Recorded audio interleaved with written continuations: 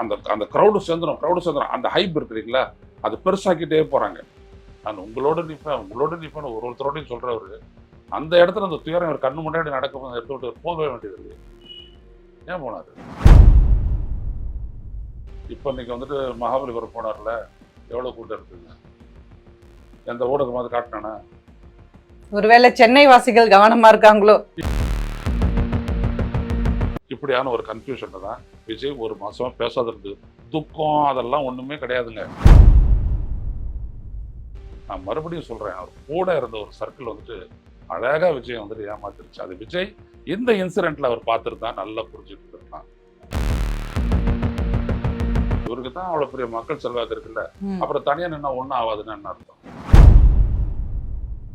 ஆனா அவர் உள்ளபடியே பிஜேபி எதிர்ப்பு அரசியல பண்ணவே இல்லை.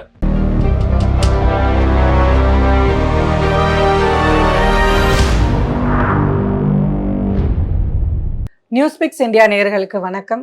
இன்றைய நம்மோட சிறப்பு விருந்தினர் மூத்த பத்திரிகையாளர் ஐயநாதன் அவர்கள். வணக்கம் சார். வணக்கம். கரூர் சம்பவம் 1 மாதம் ஆயிடுச்சு. 41 பேரோட இறப்பு கட்டாயம் எல்லாரையும் பாதிச்சிருக்கும். ஆனா அந்த சம்பவத்துக்கு காரணமான திரு விஜய் அவர்கள் அந்த மக்களை நேர்ல சந்திக்க கிட்டத்தட்ட 1 மாத காலம் எடுத்திருக்கு. அதை மீறி இன்னைக்கு சென்னைக்கு அவங்க வரவழைக்கப்பட்டிருக்காங்க. அவங்கள அவர் சந்திச்சிருக்காரு. தனித்தனியா குடும்பங்களை சந்திக்கிறாரு அப்படின்றது நேரடியா எந்த பிரசுக்குமான அழைப்பா அது இல்லை. அவங்க சொல்ற தகவலை வச்சு இங்க இருக்கக்கூடிய ஊடகங்கள் அந்த செய்திகளை சொல்லிட்டு இருக்காங்க. இதை நீங்க எப்படி பாக்குறீங்க? அது எல்லாமே பாத்தீங்கன்னா ஒரு ரகசியமாவே இருக்குது பாருங்க. பொறுத்த வரைக்கும் நான் என்ன சொல்ல வரேன்னா, வெளிப்படைத்தன்மை அப்படின்றது ஜனநாயக அரசியல்ல ஒரு முக்கியமான கூறு. அது அரசா இருந்தாலும், தேர்தல் ஆணையமா இருந்தாலும், அரசியல் கட்சிகளா இருந்தாலும், வெளிப்படைத்தன்மை டிரான்ஸ்பரன்சி அப்படின்ற ஒரு விடயம். அதனாலதான் வந்துட்டு அடிக்கடி பத்திரிகையாளர்களை சந்திக்கிறது எல்லாமே நடக்கும். அதுவும் குறிப்பா கட்சி அலுவலகத்திலிருந்து பத்திரிகையாளர்களை சந்திப்பாங்க. அதெல்லாம் நீங்க பார்த்துருக்கிறீங்க. கலைஞர் ஜெயலலிதாவே இப்படி சந்திப்பாங்க. ஆனால் இவரை பொறுத்த வரைக்கும் பார்த்தீங்கன்னா எப்படினோம்னா, இதுக்கான காரணம் என்னன்னா, விஜயை வந்துட்டு அவங்க ப்ரமோட் பண்றதுக்கு ஒரு மெத்தடாலஜி ஒன்று வச்சிருக்கிறாங்க. இது வந்துட்டு ஜான் ஆரோக்கியசாமி என்கிட்ட சொன்னது முதல் சந்திப்பிலே. எங்களுடைய நானும் ஆரோக்கியசாமி சொன்னது அதாவது என்ன கல்ட் சார். விஜய் வந்துட்டு ஒரு cult sir, cult figure. Cult அப்படின்னா என்ன அப்படின்னோம்னா, அவர் வந்துட்டு ஒரு ஒரு அதிகமான ஒரு ஈர்ப்புடைய ஒரு மனிதர். அந்த மனிதர் சொன்னால் அவருடைய ஃபாலோயர் எதையும் பண்ணுவாங்க அப்படின்ற அந்த இதுக்கு தான் வந்துட்டு கல்ட் அப்படின்ட்டு பேர். கல்ட் அப்படின்னா தே ஆர் அ கல்ச்சர் அப்படின்னு அர்த்தம். கல்ட், அவர் ஒரு கல்ட் ஃபிகர். கல்ட் ஃபிகர் அப்படின்றதுனால அவர் வந்துட்டு சும்மா எடுத்துகிட்டு போய்ட்டு எல்லா இடத்துலையும் நிறுத்திடக்கூடாது. அவர் அப்படியே தொட முடியாத ஒரு டிஸ்டன்ஸ்லேயே தான் இருந்தால் தான் அந்த கல்ட்டுக்கு வந்துட்டு ஒரு மரியாதை. ஸோ இவர் அப்படி கல்ட்டாகவே இவர் வந்துட்டு சித்தரித்து கொண்டு போகிறார். யார்? ஜான் ஆரோக்கியசாமி. அதனால நான் அவங்களுடைய டீம் அப்படி கொண்டு போகிறாங்க. அதனால் என்ன பண்ணுறதுன்னா, தூரத்துலேயே நிற்க வைக்கிறது, யாரையும் கிட்ட விடுறதில்ல, அவர் மட்டுமே தனியாக தெரியறது. அதுக்கு அவர் ஒரு காரணம் கட்டுறது, அன்புமணி ராமதாஸை நான் தனியாக தானே மாடியில் வச்சேன், அங்கே ஒன்றும் ராமதாஸை வந்து நான் உட்கார வைக்கலையே. அது கூட சொன்னார். அப்பனாவது யாராவது எவனாக இருந்தாலும் கீழே போகணும் அப்படின்லாம் நான் சொன்னேன் அப்படிலாம் அவர் சொல்கிறாரு. ஸோ ஜனநாயக அரசியலில் வந்துட்டு ஒரு கல்ட்டை இவங்க வந்துட்டு திணிக்கிறாங்க. விஜய்க்கு வந்துட்டு அப்படியே சும்மா ஒரு அந்த க்ரௌடு அப்படியே விஜயை நோக்கி அப்படியே ஒரு வெறித்தனமாக அது வருது. அப்படியே அதை மெயின்டைன் பண்ணு. நம்ம என்ன சொல்கிறோம்? அவங்கள அரசியல் படுத்தணுன்றோம். விஜய் என்ன சொல்கிறாரு? அரசியல் படுத்தணும்னு சொன்னால் அரசியல் பயில நடத்தி என்னை பேச சொன்னார். எல்லாம் உண்மை. ஆனால் இவர் என்ன பண்ணுறாரு அப்படின்னோம்னா, ஒரு கட்டுப்பாட்டில் வச்சுக்கிட்டு அவர் காட்டுறாரு, ஒரு பிம்பமாக காட்டுறாங்க. இவர் விஜய் அப்படின்ட்டு. அதுக்கேற்ற மாதிரி என்னன்னா, அந்த பில்டப் வந்துட்டு பார்த்தீங்கன்னா, அது அவங்களுடைய ரசிகர்கிட்ட எதிரொலிக்குது. அவங்களும் வெறித்தனமாக ஓடி போயிட்டு விடுறாங்க பாருங்க. கிரீஸெல்லாம் தடவுறாங்க, அதையும் பிடிச்சிட்டு மேலே போகிறாங்க. மேலே போன ஒருத்தனை வந்துட்டு அங்கே இருக்கிற பவுன்சர் வந்துட்டு தூக்கி கீழே போடுறாரு. கண்டுக்கவே இல்லை. நிறைய பேர் மயக்கடிச்சு விடுறாங்க. அதெல்லாம் எனக்கு காரணம் இல்லை. விஜய்னால இந்த மாதிரி ஒரு ஸ்டாம்பேட் வந்துட்டு இறந்து போகிறாங்க. அவங்க இறந்து போன குடும்பத்தில் சொல்கிறாங்க. அதுக்கெல்லாம் விஜய் காரணம் இல்லை. இந்த மனநிலை தான் சார் உண்மையாவே இவ்வளவு நாள் அரசியல நமக்கு புரிஞ்சுக்க முடியாத ஒரு இடம் இந்த மனநிலை தான். மனநிலை இல்ல, இது ஒரு கட்டமைப்பு. ஆக்சுவலா அதே அந்த ரசிகர்கள் பாத்தீங்கன்னா அவங்களுடைய வாழ்க்கை தொடர்பான விடயங்களை உழைக்கிறாங்க, குடும்பத்தை பாத்துக்கிறாங்க, எல்லாத்தையும் செய்யறாங்க.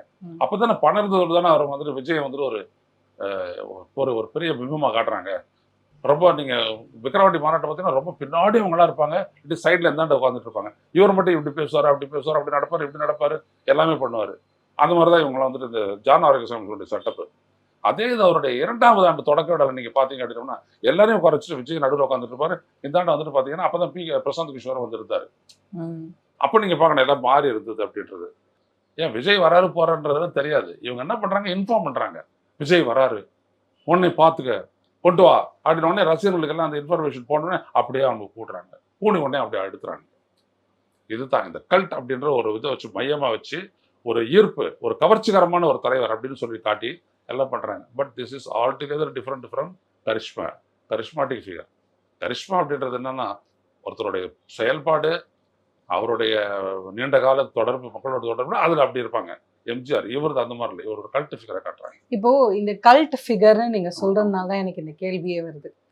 நீங்க வந்து ஒரு ஃபிகர், ஒரு பாப்புலர் ஹீரோ மெட்டீரியலா இருக்கிற வரைக்கும் எந்த கொஸ்டினும் வரல, எந்த ப்ரெஸ்ஸும் உங்களை அட்ரஸ் பண்ண தேவை கிடையாது. ஆனா நீங்க அவரோட செல்ஃப் அவர் டிக்ளேர் பண்ணிக்கிறாரு, அவர் ஒரு லீடர் அப்படின்ற ஒரு இடத்துக்கு அவர் மூவ் ஆகும்போது யாருக்கான லீடர்? இந்த மக்களுக்கான லீடர். ஒரு தலைவர் வந்து ஒரு கல்ட் ஃபிகரா எப்படி மக்களுக்கும் அவருக்குமான இவ்வளோ இடைவெளி இருக்கு அப்படின்னா அவரால் எப்படி எமர்ஜ் ஆக முடியும்? ஒரு பொலிட்டிக்கல் லீடரா எப்படி எமர்ஜ் ஆக முடியும்? இன்னைக்கும் அதே மாதிரிதான் எவ்வளோ பெரிய துயரங்களை சுமந்துக்கிட்டு அந்த மக்கள் வந்து 1 மாத காலம் கடந்து அவர் சொல்லக்கூடிய அந்த லக்ஸுரியான ஒரு ஹோட்டல்ல போய் சந்திக்கிறாங்க. ஒரு டீ கப்ல டீ எல்லாம் கொடுக்குறாரு, இவரோட பாசம் அதெல்லாம் ஓகே. ஆனா இதுல ஏதோ ஒரு பயங்கரமான ஒரு டிராமாட்டிக் இருக்கா மாதிரியே இருக்கே தவிர இது இந்த பாலிடிக்ஸ் வந்து நெக்ஸ்ட் லெவலுக்கு போறதுக்கான தகுதி இருக்கா மாதிரி தெரியல சார். இப்ப ஆக்சுவலா அவங்க என்ன சொன்னாங்க, கரூர்ல போயிட்டு சந்திச்சா மறுபடியும் கிரௌடு வரும், பிரச்சனை ஏற்படும், இப்படியே சொல்லிட்டு இருக்காங்க. ஹாஸ்பிட்டலுக்கு ஏன் விஜய் வரல? வந்த பிரச்சனை வரும், அவரே சொல்றாரு பிரச்சனை ஆயிடும், ஏதாவது ஒரு அசம்பாவிதம் ஏற்படும் அப்படின்னு இவரே. என்னைக்கா இருந்தாலும் ஒரு நாள் சந்திச்சாகணும் இல்லைங்க, அது அப்பாற்பட்ட பிரச்சனை, அப்படிலாம் ஆகாது. இப்போ நீங்க ஒரு கூட்டம் இந்த இடத்துல பரப்புரை பண்ண வரீங்கன்றதுனால அங்க கூட்டுறாங்க, அவ்வளவுதான். நீங்க போற இடமெல்லாம் அதான் நான் சொல்றேன். இப்ப இங்க வந்துட்டு அம்பேத்கர் புத்தக வெளியீட்டுக்கு வந்தாரு, அங்க இருந்துட்டு அவருடைய வீட்டுல இருந்துட்டு பனையூர்ல இருந்துட்டு வந்து அடையாறு வந்து அதுக்கப்புறம் இப்படி வந்து சென்னை ட்ரேட் சென்டருக்கு வந்தாரு. படியார கூட்டம் இருந்துச்சா? அப்போ நீங்க ஒண்ணு தகவல் தெரிவிக்கலன்னா யாரும் வரப்போறது இல்லை ரோட்டுக்கு, இவ்வளவுதானே. இதே மாதிரி எந்த விதமான தகவலும் தெரிவிக்காத நீங்க எவ்வளவு ஷூட்டிங் போயிட்டு இருக்கிறீங்க, வந்துட்டு இருக்கிறீங்க, ஏரோப்ளேன் தானே போயிட்டுக்கிட்டு எங்கன்னா போறீங்க. அப்ப இதே மாதிரி நீங்க வந்துட்டு கரூருக்கு போயிட்டு வரலாமே, என்ன இருக்கு? இவங்களது என்ன அப்படின்னம்னா அந்த அந்த க்ரௌடு சேர்ந்துடும், அந்த ஹைப் இருக்குறீங்களா அது பெருசாக்கிட்டே போறாங்க. அந்த ஈர பேனாக்கி பேனை பெருமாளாக்குறதுன்னு சொல்லுவாங்க இல்லையா, அதுல வந்துட்டு ரொம்ப ஒரு முக்கியமானது வந்துட்டுன்னா அவர் வந்தாருனாலே அப்படியே சேர்ந்துடும். அதுதான் இன்னமும் சிலர் ரீபீட் பண்ணாங்க. அது ஒரு நடிகை வந்தாலும் வரும். இப்போ இந்த ஜவுளி கடையை திறக்கிறதுக்கு இந்த நடிகை வராங்க அப்படின்னம்னா அந்த இடத்துல உடனே சேர்ந்துருவாங்க. அது அந்த மாதிரியான ஒரு அப்படி ஒரு ஈர்ப்புக்கு ஆட்பட்ட மக்களுக்கு இன்னமும் இருக்காங்க. நம்மளுக்கு ஒரு வளர்ந்த ஒரு சமூகம் தானே நம்மளுது, அதனால அதெல்லாம் இருப்பாங்க. அதையே இவங்க பயன்படுத்திக்கிறாங்க, அவ்வளவுதான். ஆசிட்டிஸ் விஜய் அங்க போயிட்டு நின்றாருன்னா உடனே எல்லாரும் வந்துட்டு அப்படி நின்றுட்டு அப்படி தளெல்லாம் போறதில்ல. இவங்களே சொல்றாங்க. உடனே என்ன பண்றாங்க, ஒரு பெரிய 1 கிலோமீட்டர் தூரத்துக்கு வந்துட்டு ஏதோ ஒரு பெரிய அச்சுறுத்தல் இருக்கிற மாதிரியும் அப்படியே ஒரு வந்தா ஒரு 10 லட்சம் பேர் கூட்டிடுற மாதிரியும் இவங்களே அதை பிரமிப்பாக்கி போலீஸ் கிட்ட எடுத்துட்டு போயிட்டு அப்படியே 1 கிலோமீட்டர் சுற்ற அளவுக்கு. இப்போ இன்னைக்கு வந்துட்டு மகாபலிபுரம் போனார்ல, எவ்வளவு கூட்டம் இருக்குங்க, எந்த ஊடகமாவது காட்டினானா? ஒருவேளை சென்னை வாசிகள் கவனமா இருக்காங்களோ? இல்லைங்க, சொல்லல அப்படின்னோம்னா ரசிகன் வரமாட்டான், தெரியாது இல்ல அவ்வளவுதான், வரமாட்டான். அவனுக்கு ஒண்ணும் ஒரு எது கிடையாது. விஜய் அவங்களை சந்திக்க போறாரு, சந்திச்சுட்டு போக போறாரு, அவ்வளவுதான். யாரும் வரவேணா வரமாட்டான், அவ்வளவுதானே. இப்ப இதே தானே வந்து கரூருக்கு போறதும், நான் சொல்றது விளங்குதுங்களா? இப்ப அங்க அப்படியே சேர்ந்துருவாங்கன்னா இப்ப இங்க இருந்துட்டு போற வழியெல்லாம் விஜய் கரூர்ல தானே வந்தாகணும். 10 மணிக்கு என்ன சந்திக்க போறாரு, ஸோ 8 மணிக்கு புறப்படுவாரு. இதே விட எவ்வளவு தூரம் பணம் இருக்கும் அங்க மகாபலிபுரத்துக்கும்? எதுவுமே நடக்கலையே. எங்காவது ஏதாவது காட்டினாங்களா நீங்க ஊடகங்கள்ல? எதுவும் இல்லை, அவ்வளவுதான். இதுதான் சமாச்சாரம். இதை இவங்க பில்டப் பண்றதுனால நம்ம இப்படிலாம் பேச வேண்டியதா இருக்குது. இது பரவாயில்ல, இதே ஒரு செல்வாக கட்டி விவாதிக்கிறாங்க பாருங்க, ஊடகத்துல உட்காந்து பேசுறாங்களே, அதுக்கு என்ன பண்ணுவீங்க? காரணம் என்னன்னா அவங்களுக்கு ஒரு மைலேஜ் அவர்கிட்ட இருக்கணும், அந்த ஸ்ட்ரெங்த்தை நம்ம பயன்படுத்தணும் அப்படின்னு அதிமுக நினைக்குது, பாஜக நினைக்குது. ஸோ அவங்க அதை தூக்கி வச்சு பேசுறாங்க. ஆனா அவர் அந்த மூக்கு போவாரா? ஏன்னா இவ்வளோ அவருக்கு எதுவுமே தெரியாதுங்க. அவருக்கு வந்துட்டு அதுக்கு நான் குறை சொல்லலை, நான் ஏற்கனவே பல முறை நான் விளக்கி இருக்கிறேன். அதுல இருக்கிறதுனால வந்துட்டு ஒருத்தர் இன்னொரு கான்சென்ட்ரேட் பண்ணவே முடியாது, அது வேற கதை. ஆனா அரசியலை வந்துட்டு அவங்க எப்போ பண்ணிக்கிறது அப்படின்னோம்னா அந்த கூட இருக்கிறவங்களை வச்சுதான் அவங்க பண்ணணும். ஆனா விஜய் அதுக்கு கூட இருக்கக்கூடிய ஒரு அரசியல் செட்டப்பையும் உருவாக்கல. அவரு யாரையோ வச்சு உருவாக்கிக்கிட்டு அவர் அதாவது மக்கள் அரசியலுக்கு போகாத இந்த யுக்தி அரசியல். அதனால பாத்தீங்கன்னா ரொம்ப நாள் கூட்டணி அது இதெல்லாம் பேசினாரே ஒழிய மக்கள்கிட்ட வர்றதுக்கு அவருக்கு தாமதமாச்சு. மக்கள்கிட்ட வரவே இல்லை அவரு. ஸ்டில் அது வந்துட்டு உடனே ஒரு சொதப்பலை பண்ணி அந்த இது தேர்தல் பரப்புரையை வந்துட்டு அரசியல் பரப்புரையை வந்துட்டு சினிமா ஷூட்டிங் ஆக்கி அது இவ்வளோ பெரிய விபத்தாகி 41 பேர் சேர்த்து இவ்வளோத்துக்கும் ஆனது காரணம் என்னன்னா குறுக்கு சிந்தனை தான். அப்படியே அவங்க வந்துட்டு கிராபில் அவர் ரொம்ப நம்பினாரு. ஜனவரி 8ஆம் தேதி வெளியாகக்கூடிய ஜனநாயகன் படம் தான் நம்மளுக்கு எல்லாத்தையும் மாற்றி கொடுத்துரும் அப்படின்னு அவர் நினைச்சாரு. ஏன்னா எம்ஜிஆர் ஆட்டம் நினச்சிக்கிட்டு சாட்டை கட்டையெல்லாம் எடுத்துக்கிட்டு அப்படி நின்றுட்டு சட்டையெல்லாம் மடிச்சு விட்டுட்டு. இதுல 2 விஷயம் சார். ஒண்ணு வந்து இப்ப கூட்டணிக்கு அவர் வராரோ இல்லையோ ரொம்ப வலுக்கட்டாயமா வானதியா இருக்கட்டும், எடப்பாடியா இருக்கட்டும், யாரா இருந்தாலும் அவங்க கூட்டணிக்கு உள்ள வந்தா மாதிரியான ஒரு தோரணையில அவங்களோட 2ஆம் கட்ட தலைவர்கள் எல்லாம் பேசுறது ஒன்று. 2வது விஷயம் பாத்தீங்கன்னா, நீங்க சமூக வலைதளங்கள்ல பேசக்கூடிய விஜய் ஆதரவாளர்கள் இல்லைன்னா அதிமுக ஆதரவாளர்கள் என்ன பேசுறாங்க அப்படின்னா, விஜய்க்கு ஒரே வாய்ப்பு தான் இருக்கு, இல்லைன்னா அவர் அரசியலை விட்டே போகணும், அவருக்கு அதிமுகவோட இணையணும், அப்படி இல்லைன்னா அவங்க அரசியலை விட்டு போகணும், இல்லைன்னா அவருக்கு வந்து அடுத்த எலெக்ஷன்ல எந்த வாய்ப்புமே இருக்காது, ஒரு ஒட்டுமொத்தமா மூடிட்டு போக வேண்டியதுதான் அப்படிங்கிற மாதிரியான ஒரு நரேஷனை வந்து அவங்க திருப்பி திருப்பி பேசிக்கிட்டே இருக்காங்க.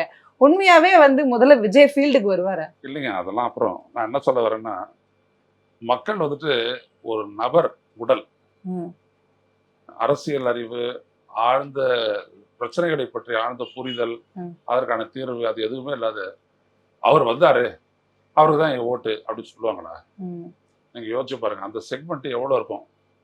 100% ஓட்டிங் பாப்புலேஷன்ல இப்படி ஒரு 5% இருப்பாங்களா? அது அந்த மாதிரி ஒரு கிரேஸ் அவ்வளவுதானே இருப்பாங்க. நீங்க வேணா அந்த மாதிரி இளைய சமூகத்தை கேட்டீங்கன்னா அவங்க சொல்லுவாங்க. ஆனா இதே சமூகம் அவர் மேல கிரேஸா இருக்காங்களே, அவங்களே கரூர் மாதிரி ஒரு சம்பவம் நடந்துட்ட உடனே their thinking will change. படைப்புல வந்துட்டு பாத்தீங்க அப்படின்னா புத்தி, இன்னொன்று திங்கிங். த ஃபேக்கல்டி ஆஃப் புத்தி எப்போதுமே பாத்தீங்க அப்படின்னா இருக்கிறத கிராப் பண்ணி அது வளர பார்க்கும். அது அது அது வந்துட்டு ஹியூமன் டெண்டன்சியில் இருக்கக்கூடிய மிகப்பெரிய பலம் அது. அது அப்படியெல்லாம் நீங்க வச்சுட்டுலாம் இருக்கவே முடியாது. அது கொஞ்ச நாள் தான். அது அப்படியே மேல வந்துருவாங்க. அதுக்கு தான் அந்த ஹேபிட்ஸுடைய சேஞ்சஸ்லாம் நீங்க கவனிச்சிங்க அப்படின்னோம்னா வயதுக்கு ஏற்ற மாதிரி சூழ்நிலைக்கு ஏற்ற மாதிரி மாறிக்கிட்டே இருக்கும். ஆனா இப்போ போட்டு பெட்டர்மெண்ட் ஒரு ஃபார்வர்டா தான் போகும். அது இல்ல நெகட்டிவா கூட போகும். அது வந்துட்டு சூழலை பொறுத்து. அவனுக்கு எதிர்பார்த்தது கிடைக்கல, லேக் ஆஃப் ஆப்பர்ச்சுனிட்டி வந்துச்சுன்னா இப்படி குறுக்கு அடிக்க போயிடும். அது நம்ம ஐடி ஃபீல்டுல நிறைய பார்க்கலாம். அந்த மாதிரிலாம் அது சொல்ல வரல. இதே அவங்க சிந்திப்பாங்க. ஆனா இந்த அரசியல் கட்சிகள் என்ன பண்றாங்க அப்படின்னோம்னா இதையே அப்படியே ஒரு பேஸ் வேல்யூவா எடுத்துக்கிறாங்க. ரசிகர்கள் பாரு இப்படி இருக்கிறாங்க அப்படின்னு சொல்லிட்டு அவங்கள தொண்டர்கள் சொல்லிட்டு விஜய் வந்துட்டு தனியா நின்னார்னா எதுக்கும் ஆகாது. தனியா நின்று இவருக்கு தான் அவ்வளவு பெரிய மக்கள் செல்வாக்கு இருக்குல்ல, அப்புறம் தனியா நின்னா ஒண்ணும் ஆகாதுன்னு என்ன அர்த்தம்? அதுல இன்னொரு முக்கியமான விஷயம் இருக்கு சார். இந்த இடத்துல அந்த கணக்கு நீங்க பாருங்க. தனியா ஒண்ணும் ஆகாதுன்னா அப்படின்னு ஒரு ஒண்ணு இல்லைன்னு தானே அர்த்தம். இல்ல நீங்க நினைக்கிற மாதிரியான பாப்புலேஷன் கம்மின்னு தானே அர்த்தம்.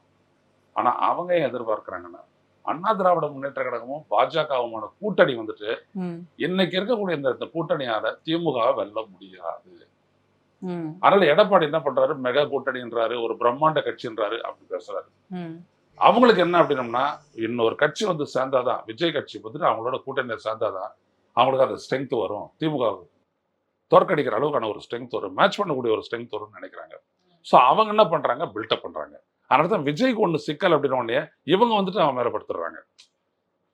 அந்த புலி வருது, புலிக்கு பயந்தவங்க ஏமால் வந்து படுத்துவீங்க அப்படின்ற மாதிரி விஜய் அவங்க வந்துட்டு உடனே எடுத்துறாங்க, கையில் எடுத்துடுறாங்க, எடுத்து அவங்க பேச ஆரம்பிச்சிடுறாங்க. ஆனா விஜய்க்கு என்ன சிக்கல் அப்படின்னோம்னா விஜய் தன்னை அடையாளப்படுத்துகிறாருல இந்த அரசியல்ல. அடையாளப்படுத்தும் போது அவர் சில கொள்கை அடையாளங்களை சொல்லிட்டாரு. பிஜேபி ஆனது கொள்கை எதிரி, திமுக ஆனது அரசியல் எதிரி அப்படின்னு சொல்லிட்டு ரொம்ப. ஆனா அவர் உள்ளபடியே பிஜேபி எதிர்ப்பு அரசியலை பண்ணவே இல்லை. 100% எனக்கு தெரியும், பண்ணவே இல்லை அவரு.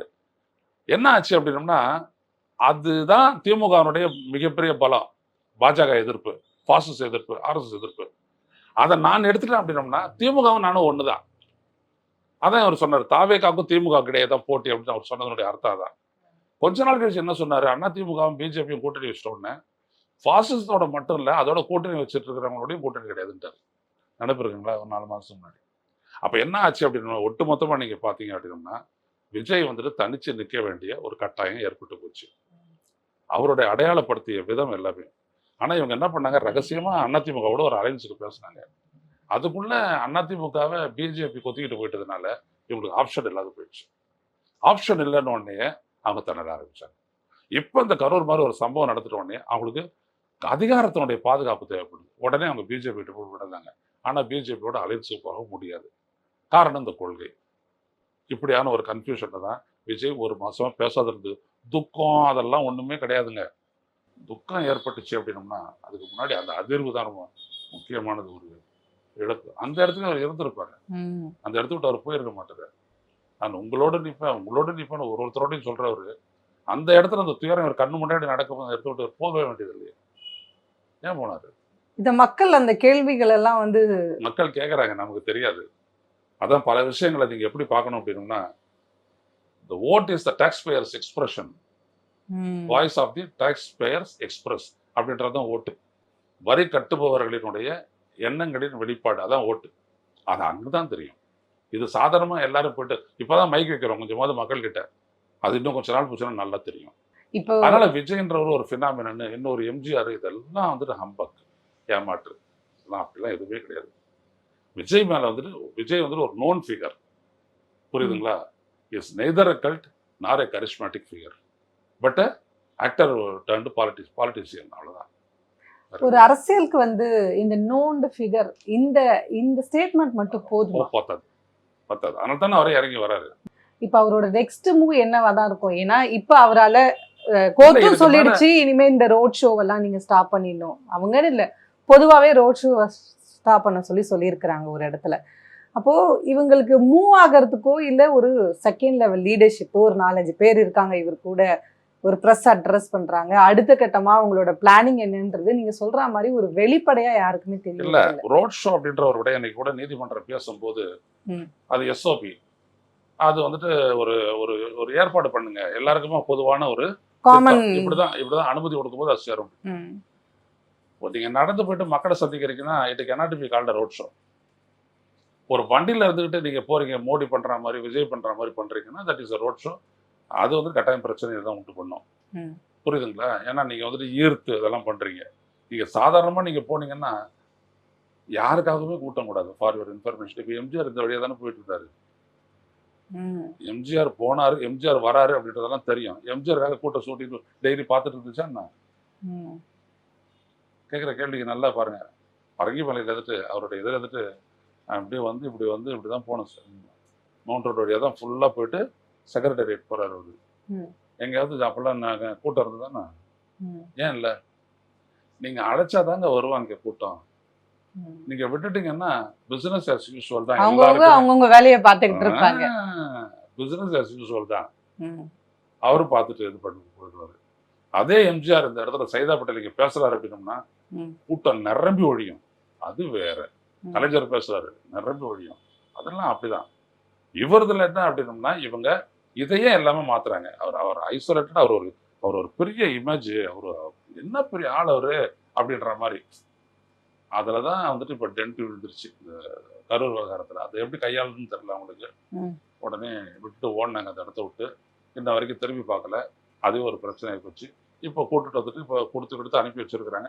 இதுக்கப்புறம் என்ன விதமான பாதையை அவர் கடைபிடிக்க போறாருன்றது அது அவரை பொறுத்த விஷயம். நீங்க வந்து ஒரு 6 மாத காலம் அவரோட ஒரு ஆலோசகரா, குறிப்பா அரசியல் ஆலோசகரா, ஏன்னா நீங்க ஒரு நீண்ட அரசியல் தொடர்பான எழுதிட்டே வந்திருக்கீங்க. அந்த அடிப்படையில நீங்க அவர் கூட இருந்திருக்கீங்க. இந்த 6 மாத காலத்துல ஒரு இடத்துல நீங்க முடிவு பண்ணிருக்கீங்கல்ல, போதும்யா இங்க என்னால இருக்க முடியாது, நான் வெளியே வந்துடணும் அப்படின்னு ஒரு இடத்துல முடிவு பண்றீங்க. அது ஏன் முடிவு பண்ணீங்க? நீங்க முடிவு பண்ணது சரிதான் அப்படிங்கிறத இன்னைக்கு நடக்கக்கூடிய சூழலுக்கும் அதுக்கும் நீங்க பொருத்தி பார்க்க முடியுதா? ஆமா, எனக்கு நல்லா தெரியும். ஒரு முறையும் நான் ஒரு முடிவெடுக்கும் போது ரொம்ப ஸ்ட்ராங்கா முடிவெடுப்பேன். அதுக்கு முன்னாடி அந்த முடிவெடுக்கிறதுக்கான அடிப்படைகள் என்னன்னு சொல்லிக்கிட்டே இருப்பேன். விஜய்க்கும் எனக்குமான ரிலேஷன்ஷிப் வந்துட்டு ரொம்ப நல்ல ரிலேஷன்ஷிப். இப்போ நான் சொல்லி ஆகணும். நாங்க ஒரே சந்திப்பு தான் நடத்தினோம். நேர்ல பார்த்து பேசிருக்கீங்க? நேர்ல பார்த்து பேசினா 50 நிமிஷம் சந்திப்பு. அது ரொம்ப நல்ல சந்திப்பு. அதாவது நீங்க அந்த மாதிரியான ஒரு சந்திப்பை வந்துட்டு என் வாழ்க்கையில வந்துட்டு நான் ரொம்ப ரேரா தான் நான் பார்த்தேன். நான் பிபி சிங்கோட சந்திச்சு பேசியிருக்கேன், ஐயா நல்ல கண்ணையோட பேசியிருக்கேன், நெடுமாறன் ஐயாவோட பேசியிருக்கிறேன், இப்படி பல தலைவரோட ஸ்டாலினோடலாம் கூட நான் பேசியிருக்கேன். அதெல்லாம் நல்லா இருக்குது. விஜயோட பேசும்போது என்னன்னா தெரிஞ்சுக்கணும், புரிஞ்சுக்கணும் அப்படின்ற ஆர்வம் வந்துட்டு அவர்கிட்ட இருந்துச்சு. ஆனா மற்றவங்க அதை பயன்படுத்தல சரியா. ஆனா நான் பயன்படுத்தினேன். நான் பயன்படுத்தும் போது அது என்ன ஆச்சு அப்படின்னீங்கன்னா ஒவ்வொரு இடத்துலையும் வந்துட்டு பார்த்தீங்கன்னா அவர் வந்துட்டு ஒரு ஈகராகவே இருந்தார். தெரிஞ்சுக்கணும் அப்படின்ற ஒரு ஈகராகவே ஒரு இருந்தார். கியூரியாசிட்டி இருந்தது. ஆமாம், நான் ஒரு ஒரு எடுத்துக்காட்டாக ஒரு இஷ்யூவை சொல்லணும் அப்படின்னா, பரந்தூர் அது விமான நிலைய பிரச்சனையை பற்றி பேசும்போது நான் அப்படியே பேசணும்னு சொன்னால் அந்த மக்கள் ரொம்ப எதிர்பார்க்குறாங்க ஐயா, நம்ம அங்கே போனோம் அப்படின்னோடனே, ஐயா நம்ம அங்கே போகிறோம் அப்படின்னாரு. அதை சந்திச்சு நான் 2ஆம் தேதி சந்திச்சு ஜனவரி 14ஆம் தேதி பொங்கல் அன்னைக்கு நான் அங்கே போயிட்டோம். நானே என்னோட நண்பர் ஜெகதீஸ்வரன், இன்னொருத்தர் பேராசிரியர் ஜோசப், 3 பேர் அங்கே போயிட்டு அந்த மக்களோட பேசிட்டு வந்து பாருங்க. அது ஒரு டிவியில் போட்டு விட்டாங்க செய்தியா. இந்த மாதிரி விஜயனுடைய ஆதரவாளர் ஐயா இவங்கெல்லாம் வந்துட்டு சந்திச்சாங்க, பேசுனாங்க அப்படின்னு. அந்த கட்சிக்காரங்க அவர்கிட்ட போயிட்டு கம்ப்ளைண்ட் பண்ணிட்டு இருக்காங்க, நம்ம கிட்ட சொல்லாது இவங்கெல்லாம் போயிட்டாங்க அப்படின்ற மாதிரி. இல்லையா ஐயா, என்கிட்ட பேசிட்டு தானே போனாரு, அதெல்லாம் ஒன்றும் இல்லை, பார்த்தாரா அவள் தான் பர்மிஷன் போட்டு அப்படின்ட்டாரு. 14ஆம் தேதி நாங்கள் சந்திக்கிறோம், 20ஆம் தேதி அங்கே இருக்காரு விஜய், அங்கே இருக்காரு. அப்போ என்ன பண்ணிட்டாங்க அந்த போலீஸ் வந்துட்டு, அந்த விவசாயிகளுக்கு மட்டும் தான் அனுமதிப்பேன், வேறு யாரையும் வெளியில் அனுமதிக்க மாட்டோம்னு சொல்லிட்டோன்னே விவசாயிகள் எல்லாம் வந்துட்டு பார்த்தீங்கன்னா கல்யாணத்துக்கு வர மாதிரி விவசாயிகள், அந்த பெண்கள் எல்லாருமே குளிச்சுட்டு ட்ரெஸ்ஸை போட்டுக்கிட்டு குங்குமம் மஞ்சள்லாம் அழகா எல்லாரும் வந்துட்டு அப்படியே நின்றுட்டாங்க. விஜய் வந்தார், 20 நிமிஷம், அது பேச்சு 12 நிமிஷம் 5 நிமிஷம் பண்றாரு, கிறிஸ்பா பேசிட்டு போயிட்டார். 2 கேள்வியை மட்டும் எழுப்பினாரு. நான் விமான நிலையத்துடைய அவசியத்தை நம்ம இருக்கல, ஆனா 90% விளைநிலங்களும் 90% நீர்நிலைகளும் இருக்கக்கூடிய எந்த இடத்தை அழிச்சுதான் அதை செய்யணுமா, இதுதான் எனது கேள்வினார் பாருங்க. நாடு முழுவதும் விவாதம் ஆயிடுச்சு. ஏன்னா அதை நாங்க நல்லா பேசிவிட்டோம். இப்போ நான் அந்த அவருக்கு அனுப்பின குறிப்பெல்லாம் அது உள்ள இருக்கு, அப்படியே படிப்பாரு, உடனே படிச்சிருவாரு. அந்த மாதிரியான ஆள் தான் விஜய். நான் மறுபடியும் சொல்றேன், அவர் கூட இருந்த ஒரு சர்க்கிள் வந்துட்டு அழகா விஜய் வந்துட்டு ஏமாத்திருச்சு. அது விஜய் இந்த இன்சிடென்ட்ல அவர் பார்த்துட்டு தான் நல்லா புரிஞ்சுட்டு இருக்கலாம். முதல்ல அன்னைக்கு நடந்த இன்சிடென்ட் எடுத்துங்க, 8:45 இவர் வந்துட்டு நாமக்கல்ல பேசுறதா இருந்துச்சு. ஆனா இவருடைய ஃபிளைட்டே 8:45 தான் இங்க புறப்படுது. 2:45 பேசுறாரு, 6 மணி நேரம் தாமதம். எந்த தலைவராக இது ஒத்துக்குவாங்களா? இவ்வளவு நேரம் நம்மளுக்காக காத்துட்டு இருக்கணுமா? அவங்களுக்கு சோறு என்னாச்சு, தண்ணி என்னாச்சு, இதே வந்துட்டு இப்ப விஜய் இதெல்லாம் யோசிச்சிருக்க மாட்டாரு அப்படின்னு நான் சொல்ல முடியாது. He would have thought. புரியுதுங்களா? சிந்திச்சிருக்கலாம். ஆனா இத்தனை பேர் பாத்துக்கிறாங்களே அப்படின்றதுக்காக அவர் கேட்காதையும் இருந்திருக்கலாம், இல்ல ஏற்பாடு பண்ணிருப்பாங்கன்னு கூட நினைச்சிருக்கலாம். ஆனா உண்மை என்ன, 34 பேர் மயக்கம் போட்டு விழுந்தாங்க. இங்கேயும் போலீஸ்காரங்க சொல்றாங்க 50 மீட்டர் முன்னாடியே நிறுத்துங்க, அங்க நீங்க போனீங்கன்னா கிரௌட் பஸ்ட் ஆகும், அதாவது நெரிசல் உண்டாகும் அப்படின்னு சொல்றாங்க. மற்றவங்க தான் எங்களுக்கு எந்த இடத்துல நீங்க கொடுத்தீங்களோ அந்த ஸ்கெட்யூல்டு ஸ்பாட்டுக்கு கொண்டு போங்க அப்படின்றாங்க. போலீஸ்காரங்க வந்துட்டு கொண்டு போறாங்க. நடந்துச்சு. நவியணும், நீங்க வந்துட்டு எவ்வளவு அவேர்னஸோட எல்லா இடத்துலையும் நீங்க வந்துட்டு ஒரு முடிவு எடுக்கக்கூடியவரா இருக்கணும், எல்லாத்தையும் நீங்களே வந்துட்டு பார்க்கக்கூடியவரா இருக்கணும். அது இல்லாது இவ்வளவு பெரிய விளைவுகளை கொண்டு வந்து விட்டுருச்சு. ஆக்சுவலா இவர் வந்துட்டு ஸ்பீச்லெஸ் விஜயை பொறுத்த வரைக்கும் நான் அந்த இடத்துல ஒத்துக்கிறேன். ஆனா அந்த இடத்த விட்டு அகன்ற கூடாது அப்படின்ற புரிதல் கூட உங்களுக்கு இல்லையா? இதை கேட்பாங்க இல்லையா? Vijay is not ordinary person, is above 50+ தான். அப்போ அதை எதிர்பார்ப்பாங்க இல்லையா? அதான் இங்க பிரச்சனையே.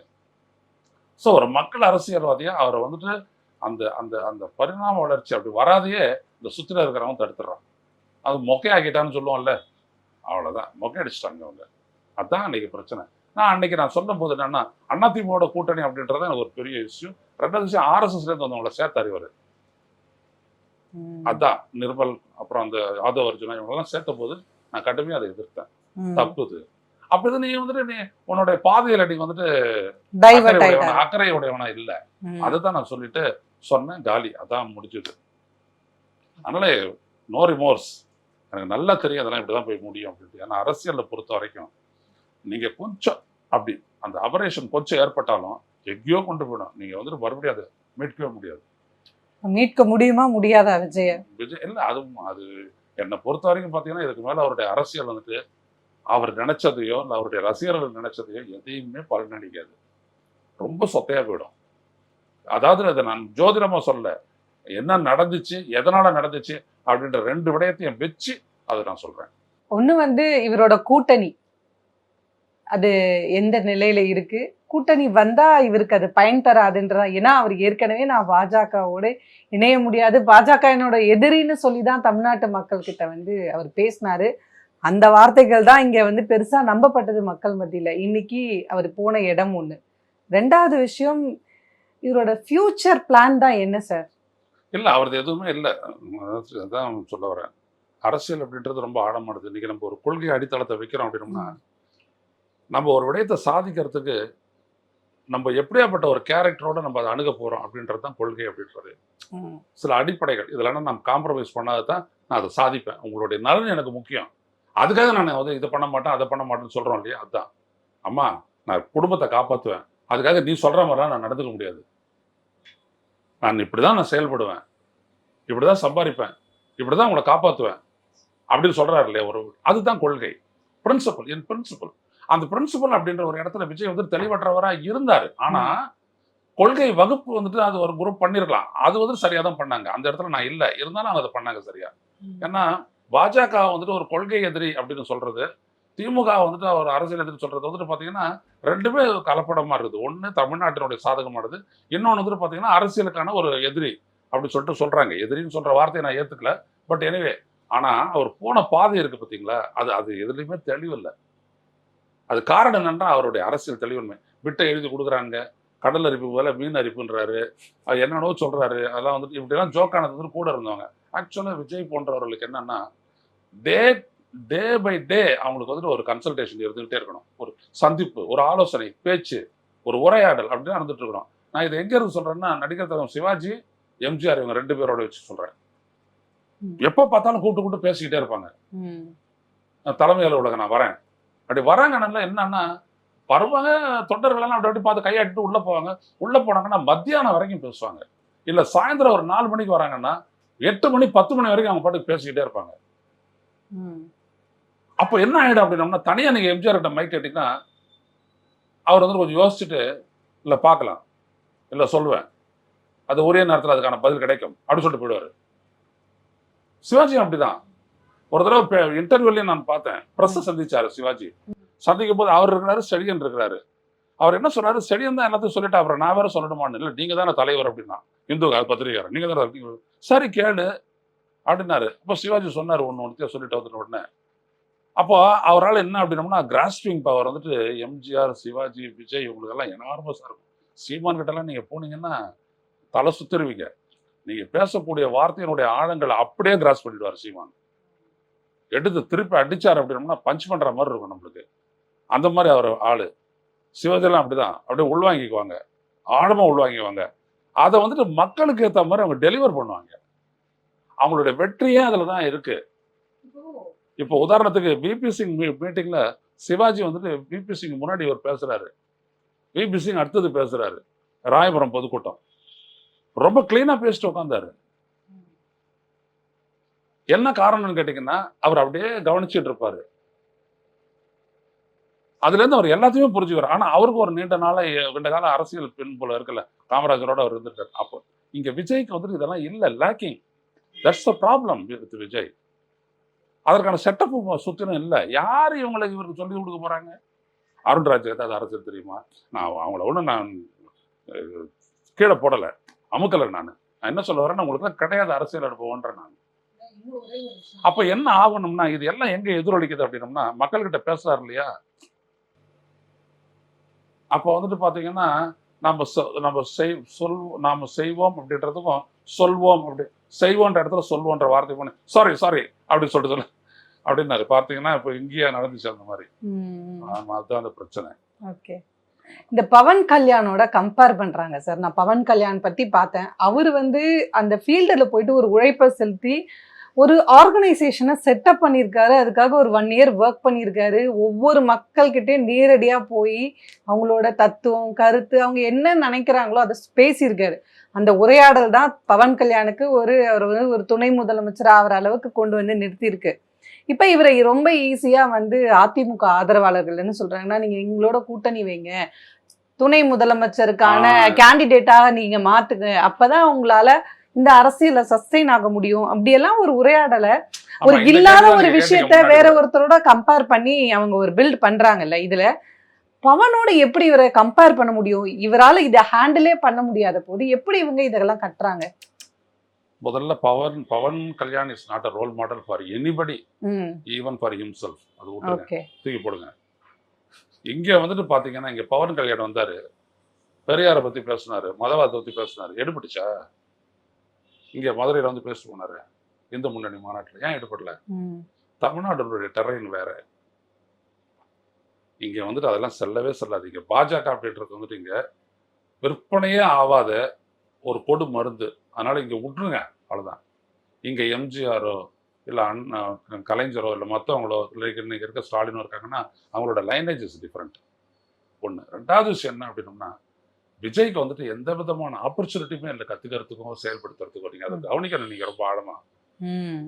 இவங்க ஏன் அதிமுக சொல்றாங்கன்னா அவர்கிட்ட இருக்கிற ரசிகர்களை ஓட்டா மாத்திரம் நாங்களுக்கு அட்வான்டேஜ். அதுக்காக அவங்க என்ன சொல்றாங்க, விஜயம் வந்துரு இல்லாட்டி உனக்கு அரசியல் இல்லை, உனக்கு அரசியல் இல்லை. நீ வரலன்னா நான் எங்களுக்கு அரசியல் இல்லை, வெற்றி இல்லை. இதுதான் உண்மை. விஜய் வரலன்னம்னா அதிமுக பாஜக கூட்டணி போனி ஆகாது. This is the truth. ஆனா விஜய் அவங்களுக்கு போயிட்டு போனார் அப்படின்னம்னா விஜயனுடைய அரசியல் காலி. யாரை எதிரின்னு சொன்னாரோ அவங்களோட கூட்டணி வச்சுக்கிறது, யார் அவங்களோட சேர்ந்து வந்துட்டு கெட்டு கிடக்குது சொன்னார்ல, அதிமுக விமர்சனம் பண்ணார்ல, அவருக்கு உயிர் கொடுத்தா மாதிரி ஆகும், இவரு காலி ஆயிடுவாரு. இதைத்தான் நான் விஜய் கிட்ட சொன்னேன். நீங்க அதிமுகவோட போட்டுட்டு வச்சீங்கன்னா it will be suicide for you அப்படின்னா. அதுக்கு அவர் என்ன சொன்னாரு? சைலண்ட் ஆயிட்டாரு. கிட்டத்தட்ட அவர் ஏத்துக்கலன்னு கூட சொல்லலாம். அவர் ஏத்துக்கல. அவர் அவங்களோட கூட்டணி போட்டு முதலமைச்சர் ஆகணும் அப்படின்ற அந்த இடத்துல அதையும் நான் சொன்னேன். அது எப்படி நடக்கும் அப்படின்ட்டு. உங்களை எப்படி அவங்க முதல்வரை ஏத்துக்குவாங்க? அவங்களை அவ்வளவு காலத்து கட்சி புரியல, அரசியல் தெரியல. Okay right. ஆனா இவங்க சொல்றது ஏன்னா அன்னைக்கு விஜய் வேணும்னு அப்படி இவரு அப்ப எடப்பாடி சொல்லி, அப்புறம் ஆர்பி உதயகுமார் சொல்லி, அதுக்கப்புறம் செல்லூர் ராஜு சொல்லி, அப்புறம் அவரு சொல்லி, கடைசியில பாலாஜி வரைக்கும் போயிடுச்சு. விருதுநகர் பாலாஜி வரைக்கும் போயிடுச்சு. அவங்க மேல அவங்களுக்கு நம்பிக்கை இல்ல. அதனால நீங்க வந்துரு இல்லாட்டி உனக்கு வாழ்க்கையில் அப்படின்னா நீ வரலன்னா எங்க கதை காலிடா அப்படின்றாங்க. இதான் இப்படி புரிஞ்சுக்கணும் மாத்தி. உன்னை கடவுளாலையும் காப்பாற்ற முடியாது அப்படின்றாங்களே, நீ வரலன்னா எங்களுடைய தோல்வியை கடவுளாலையும் தடுக்க முடியாது. இதுதான் உண்மை, வேற ஒண்ணுமே இல்லை. அந்த அளவுக்கு பலவீனமா இருக்கு அஇஅதிமுக. நான் விஜய் ஆரம்பிச்சது ஒரு காரணம் என்னன்னா, அதிமுக பலவீனப்பட்டு அது வீழ்ச்சி வரும்போது அந்த இடத்துல ஒரு தமிழர் கட்சி இருக்கணும்னு நினைச்சேன். நான் விஜய் ஆதரிச்சேன். இதுதான் மெயினான ரீசன். ரெண்டாவது, அவர் கொண்டு வந்திருக்கக்கூடிய அந்த ரசிகர் கூட்டத்தை அரசியல் வயப்படுத்துறது பெரிய விடயம். அதுக்காக தான் நான் விஜய் கூட நின்றேன். விஜய் ஜனநாயக அரசியலுக்கு ரொம்ப சூட்டபிள் ஆளு. ஒருத்தன் சொதப்பு நான் கல்ட்டு எடுத்துட்டு போயிட்டு காரி அங்கதான் போச்சு எல்லாமே. நன்றி சார். நன்றி.